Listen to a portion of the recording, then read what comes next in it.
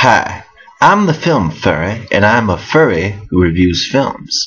And last week I talked about Chris Chan, but today I'm going to talk about his creation, Sonichu.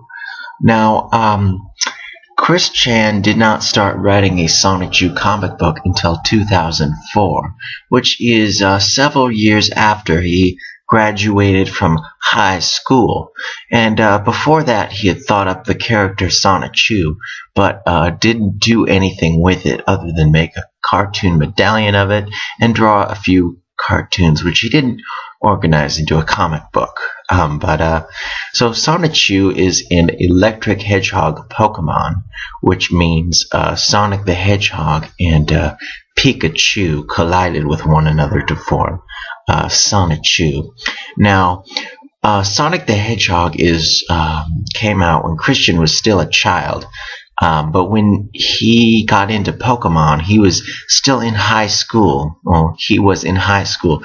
And there's footage on the news. You can look it up at quickie.com of him playing Pokemon with small children who look to be 8 or 9 years old. And Christian is not aware of this is kind of socially inappropriate because of the autism. And but anyway, I digress.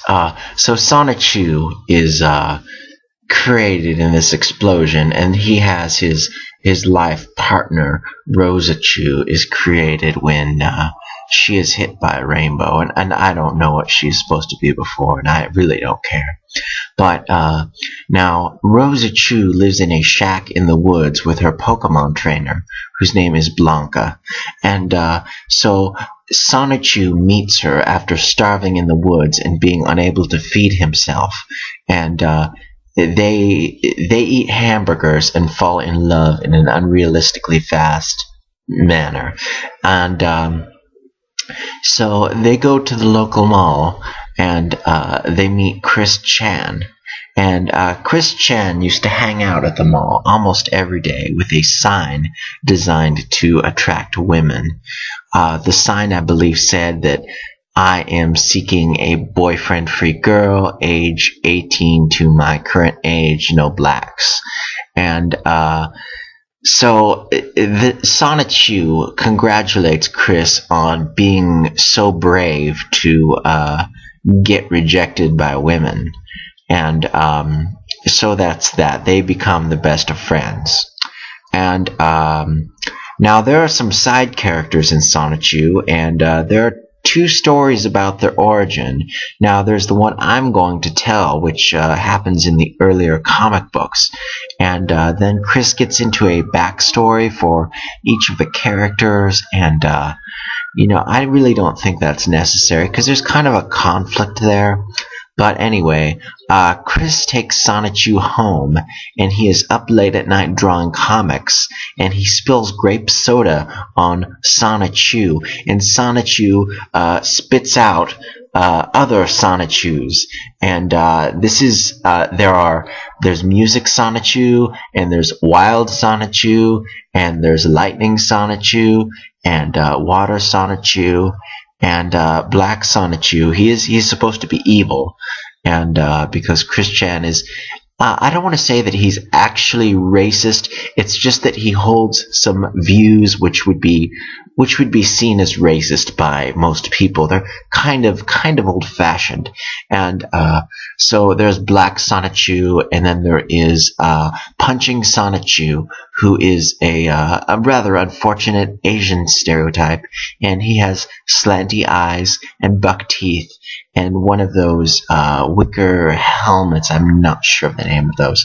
But yes, Chris Chan does depict minorities as something, that's very insensitive.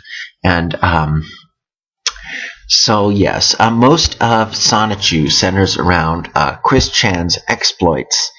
It's not so much about Sonichu, it's about Chris Chan and how he gets kicked out of places. And he's been kicked out of McDonald's, not the same one that he was fired from for stealing hamburgers, but he has been kicked out of McDonald's, he has been kicked out of Walmart, Target, the local mall, and the GameStop. Now, I'm not talking about the national chain GameStop. There is a hobby store in Charlottesville owned by a Michael Schneider, who is the father of Megan Schneider, or Snyder, I'm not sure.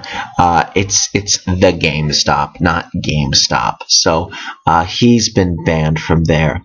And yes, these all find their way into the comics, and they are, to say the least, horribly embellished in that Chris has magical powers and his enemies are robots or demons, and he has jerk cops in them, and Chris Chan hates police officers, and especially mall security guards, which he views as not being good enough to be police officers, which he hates.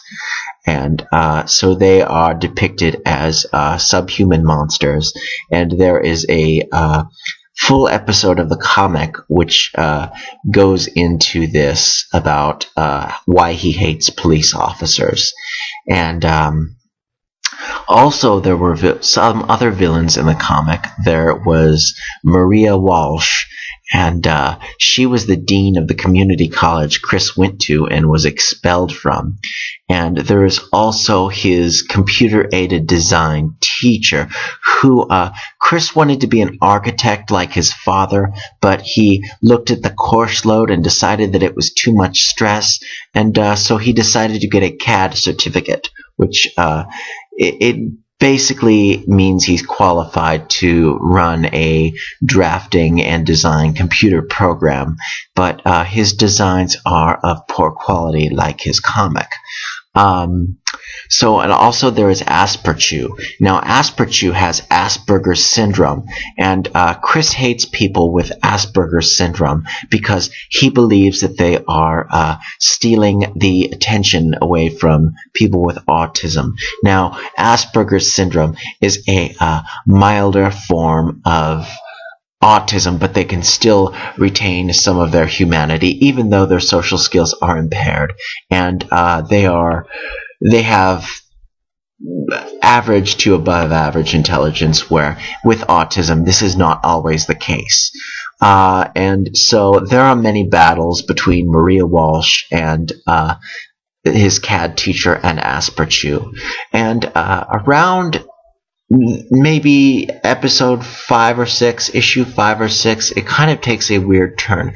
Now, this is where Megan Schneider comes in, and she is depicted as a Sailor Moon character, and it kind of gets sexual around here, and this elevates and elevates. It's pretty obvious that Chris wants to have sex with her, and then on one page there is a picture of him finger banging her, and with his other hand he's giving a thumbs up, and he's wearing the Sonichu medallion at this point. And at this point he devotes an entire episode of Rosichu stripping and taking naked pictures of herself in her bathroom, and there is one where she is taking erotic pictures with the other female Sonichus, and there is a 14-year-old Sonichu that I believe her name is Lolita Sonichu, and she comes up and says, you know, I want to be in your calendar, and one of the girl Sonichus says that she can't because there are laws against child pornography, and those laws are dumb. And after this, Asperchu, Sonichu, the comic kind of takes a weird turn because there's an entire comic book dedicated to ripping off the second Transformers movie, which Chris Chan had just seen and was enamored with. And he doesn't call them Transformers. He calls them something else, but it's a clear clearly derivative from the movie, and his Sonichus are thrown in, and they are fighting Maria Walsh and Asperchu, and so there's that.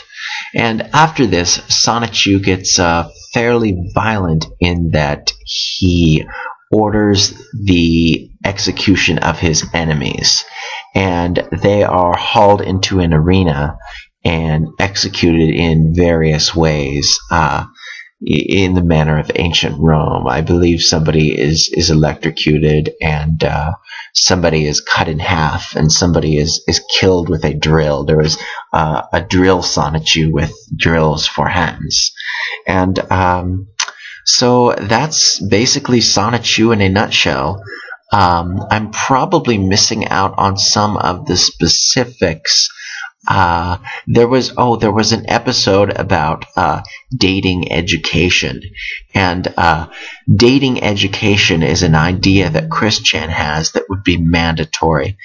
Instead of driver's ed, he would have classes that teach children how to date.